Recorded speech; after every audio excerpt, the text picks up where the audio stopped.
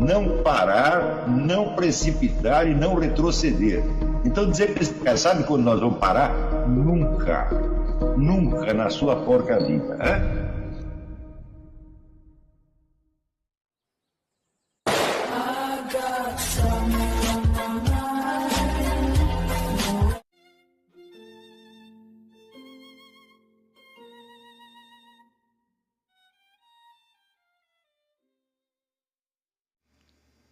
E aí pessoal, tranquilo?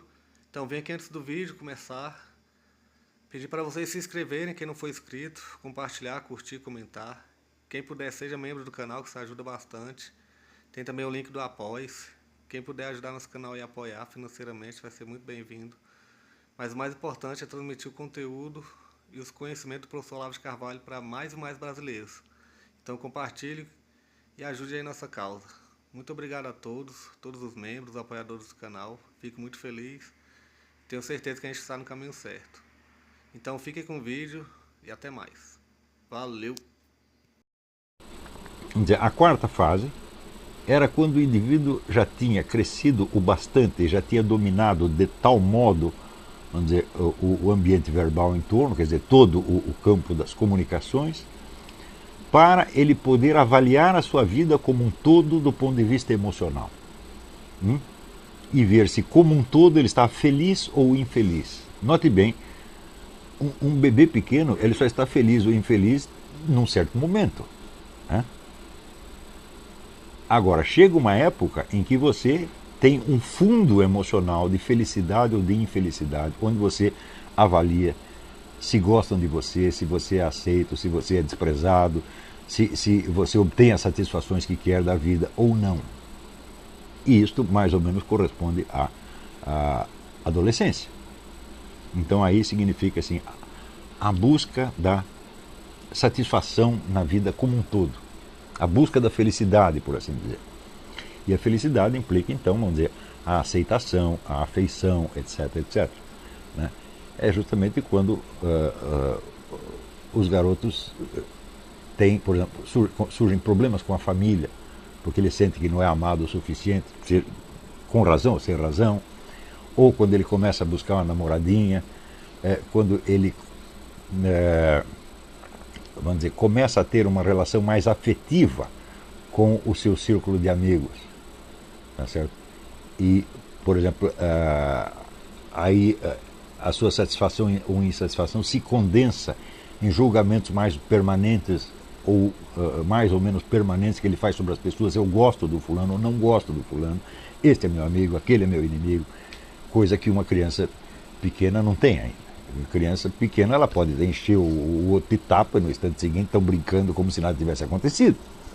Mas chega um dia que a coisa vai se condensando numa espécie de mundo emocional pessoal, numa espécie de autobiografia emocional e num julgamento sobre o seu quociente de felicidade ou infelicidade e das razões pelas quais você está feliz ou infeliz. Né? Então esta fase é marcada evidentemente pela busca da aprovação, pela busca da afeição e pela escolha das afeições ou repulsas. Né?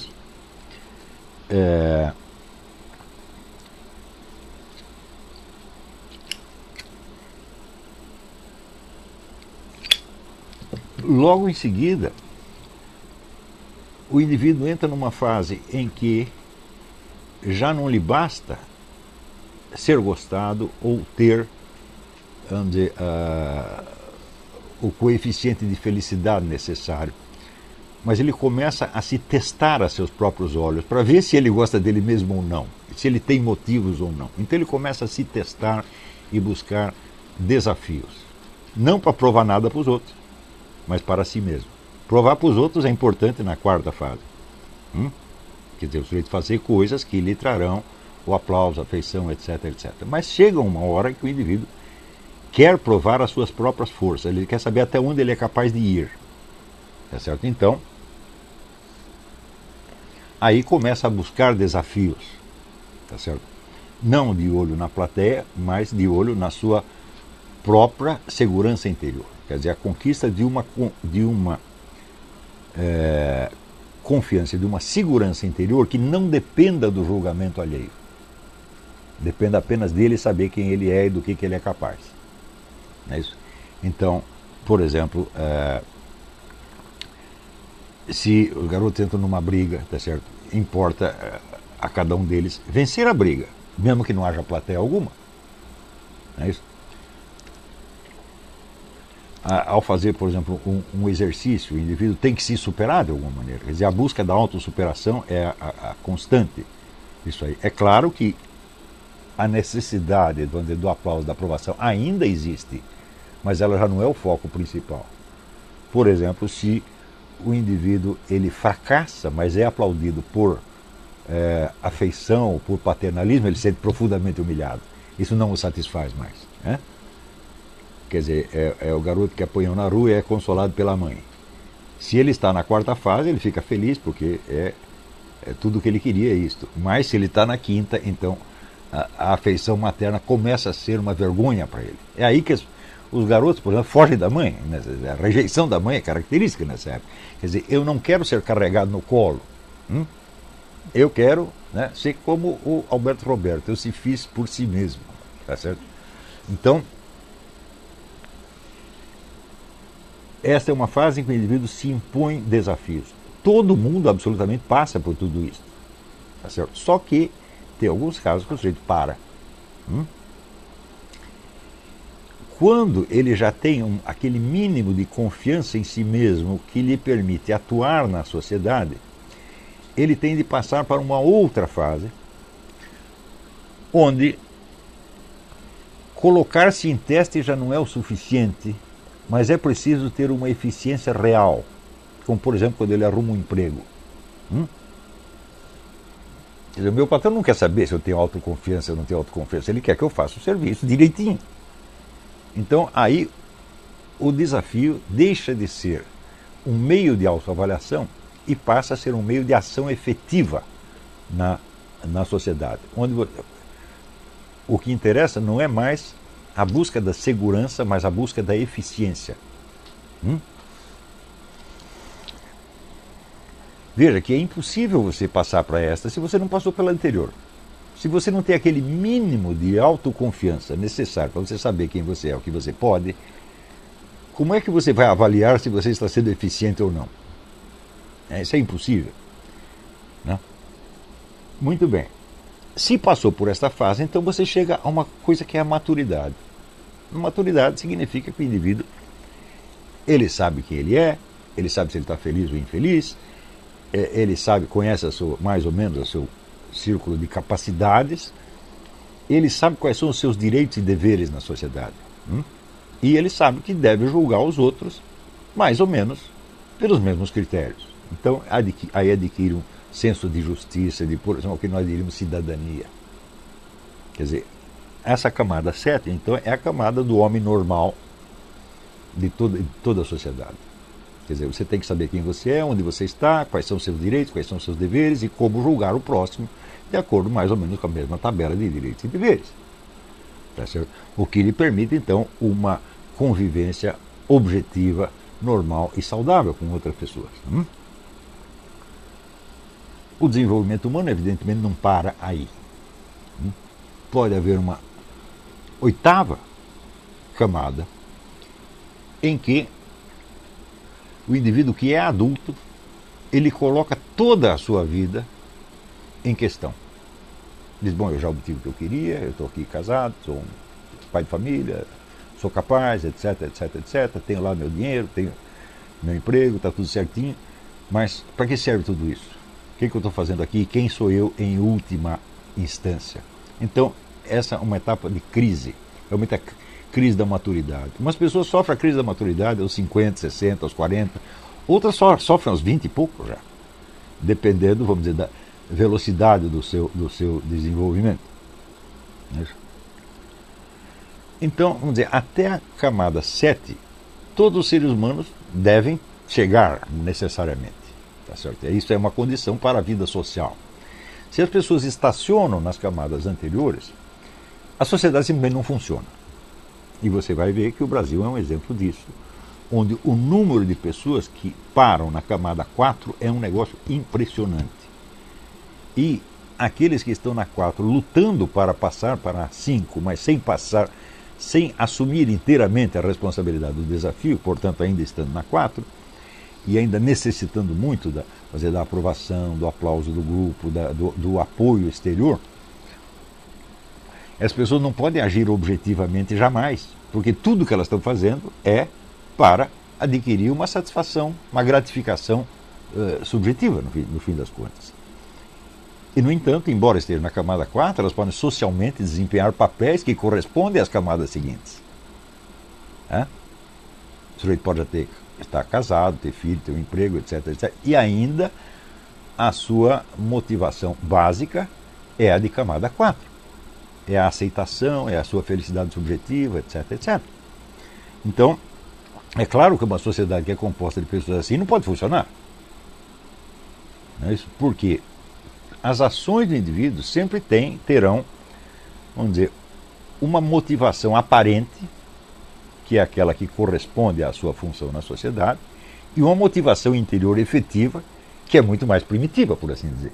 Quer dizer, o indivíduo parece, por exemplo, que está tentando fazer um trabalho eficientemente, mas não é esse o foco do seu interesse. O seu interesse é receber um agrado, como é que se diz, definir quem é o grupo de amigos e quem é o grupo de inimigos e assim por diante. Espera aí, tem uma pergunta aqui.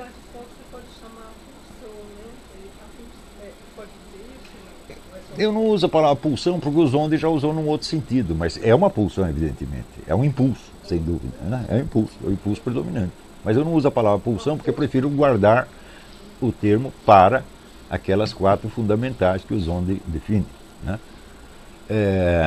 Então, aí, a partir do momento em que uma pessoa, o desenvolvimento interior estaciona numa camada, mas o desenvolvimento social da pessoa continua, quer dizer, ela começa a ocupar lugares na sociedade que correspondem a etapas mais elevadas, então a conduta se torna dúplice. Ele parece que está querendo uma coisa, mas na verdade está fazendo outra. Não é isso? E na convivência entre pessoas que são assim, você tem, vamos dizer, a mentira duplicada e elevada à enésima potência, porque no fim das contas é tudo fingimento.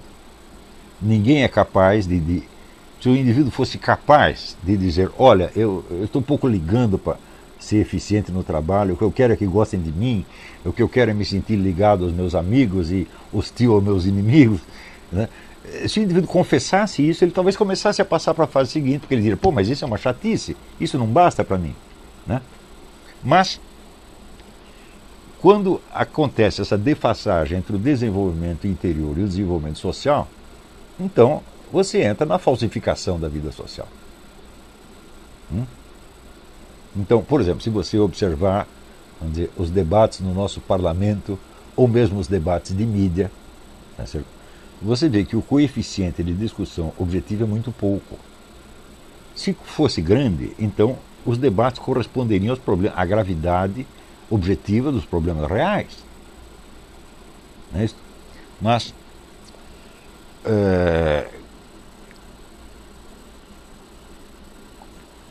muitas vezes também as exigências de uma etapa ou camada mais primitiva se camuflam, não tem só uma camuflagem, mas tem a camuflagem da camuflagem.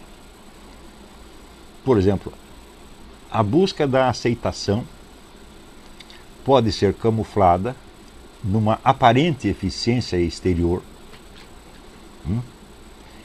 que, por ser justamente uma ineficiência, se camufla em esperteza maquiavélica. Eu lhe dou um exemplo. Quando eu comecei a trabalhar no jornalismo, frequentemente nós tínhamos que viajar e, evidentemente, o jornal pagava as despesas. Então, entre os jornalistas se considera uma obrigação superfaturar as despesas. Quer dizer, se você cobra da empresa apenas aquilo que você gastou, então você é um puxa-saco de patrão, você é patronal. Então, para ser aceito entre nós, você tem que superfaturar. Ou seja, a sua eficiência tem que baixar Em nome de uma motivação de camada 4, que é ser aceito pelos amigos. Está entendendo? E isto, por sua vez, se camuflava de uma afetação de esperteza maquiavélica. Nós somos os espertos, nós somos mais desenvolvidos do que aqueles que simplesmente trabalham de maneira honesta e eficiente. Então você tem uma dupla camuflagem.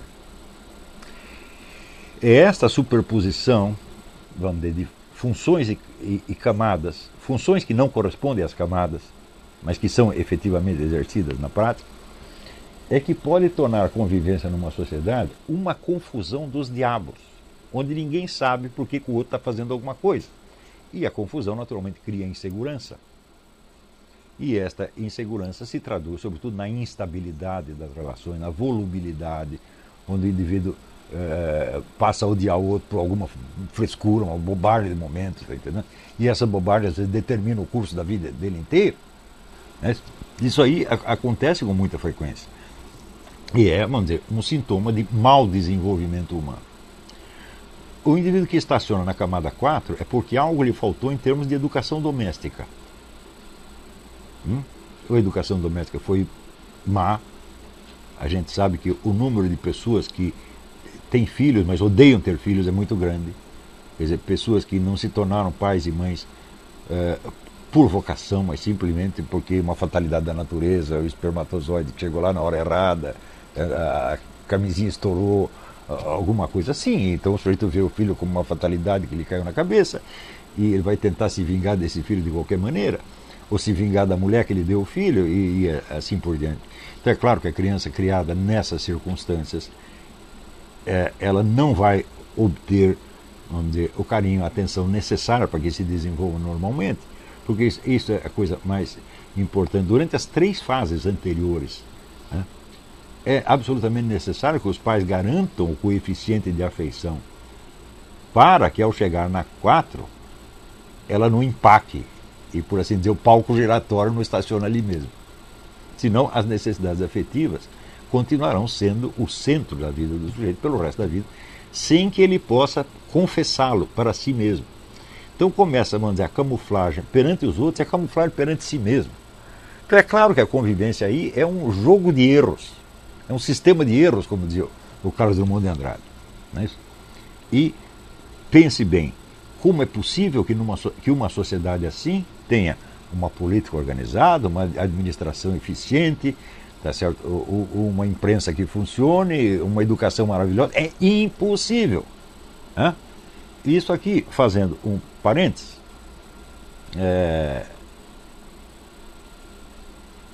um grande problema é que as pessoas começam a dar opiniões sobre a sociedade com base num aprendizado especializado que elas tiveram na faculdade. Já estudou economia, então analisa tudo economicamente, estudou ciência política, estudou sociologia, etc, etc. E não entende que em ciências humanas só existe uma coisa que vale, que é a articulação de todos os pontos de vista. E a primeira vez que eu vi um historiador, por exemplo, que conseguia juntar todos os pontos de vista, o fator econômico, sociológico, político, psicológico, religioso, espiritual, etc., foi Ibn Khaldun, o grande historiador tunisino, né? No livro que foi publicado no Brasil em 3 volumes, os Prolegômenos ou Filosofia Social, que é o prefácio de um livro de história em 40 volumes que ele escreveu e que não tem tradução. Mas só esse prefácio já é uma monstruosidade de 1.500 páginas. E aquilo é uma maravilha, porque o indivíduo levava em conta tudo, ou seja, ele tinha a noção da vida humana concreta, não da vida humana seccionada de acordo com preceitos metodológicos limitados. Então, isso quer dizer que, por exemplo, vamos supor que o indivíduo estuda filosofia hoje em dia. O que acontece? Ele vai adquirir, eu outro dia coloquei na internet que o ensino de filosofia no Brasil se divide em 3 coisas. Primeiro propaganda, a modelagem cerebral gramsciana, essa é a mais vulgar. Segundo, na melhor das hipóteses, o indivíduo aprende a ler alguns textos clássicos, analisá-los de alguma maneira e discutir questões abstratas, hipotéticas. Por exemplo, determinismo e livre-arbítrio, coisas desse tipo. Então, discute tudo no plano conceptual abstrato.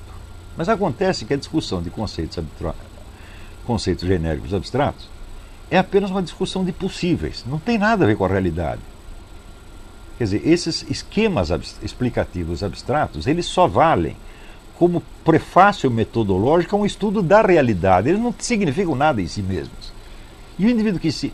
Por isso que eu fiquei chocado quando eu li o livro do Dummett e disse: a filosofia é para pessoas que gostam de discussões abstratas. Eu falei, mas peraí. Sócrates não fazia isso. Sócrates estava falando de coisas que aconteciam na realidade do meio social dele. Sócrates começa com, vamos dizer, com questões de filosofia moral e política que estão ali presentes. Do mesmo modo, Aristóteles, antes dele fazer uma discussão abstrata sobre qualquer coisa, ele fazia uma coleção de fatos enorme. Por exemplo, antes de fazer a filosofia política, ele colecionou todas as constituições de todas as cidades-estado que tinha em torno, para ele saber o que estava acontecendo, leu tudo quanto é narrativa histórica que existia, então ele estava com a cabeça cheia de fatos e não de ideias abstratas, de discussões abstratas. Então o indivíduo que tem esta formação filosófica, entre aspas, ele acha que ele está qualificado para discutir tudo. Por quê? Porque ele domina a esquemática abstrata, quando na realidade ele está nas nuvens, não sabe de coisa nenhuma, né? É um extraterrestre que acabou de descer aqui. E por fim, a terceira coisa que se chama de filosofia no Brasil são estudos técnicos de lógica, especialmente de lógica matemática, muitos deles absolutamente admiráveis, mas que não são filosofia de maneira alguma, pela mesma razão que a gramática não é literatura.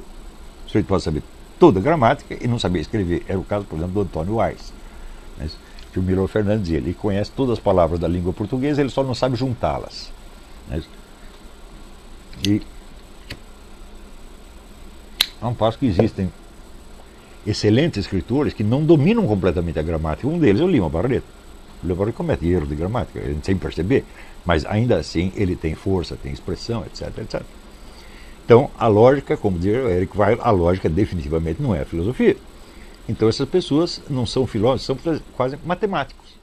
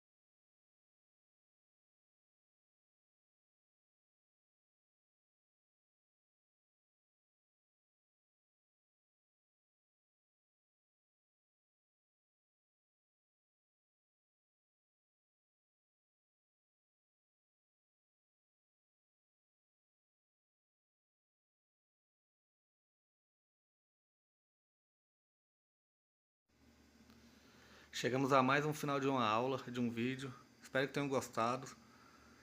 Quem não se inscreveu ainda, se inscreva, compartilhe, comente. Ajude o nosso canal, apoie, seja membro. E ajude o nosso canal a chegar a cada dia a mais brasileiros que precisam muito do conhecimento do professor Olavo de Carvalho. Então é isso aí, fique com Deus, até o próximo. Valeu! Então é isso aí, pessoal. Que é o nosso canal, que são alguns livros que eu já li. A maioria foi doação, mas alguns eu adquiri, professor Olavo de Carvalho. Alguns livros se perderam aí que eu emprestei, professor Alexandre Costa, a Bíblia Sagrada. 10 lições sobre Karl Marx. Indico a não ler esse livro, que é muito ruim mesmo. Alguns pensadores aqui que realmente, como o professor Olavo de Carvalho disse, não são pensadores. Valeu, tamo junto aí. Apoie nosso canal, seja membro.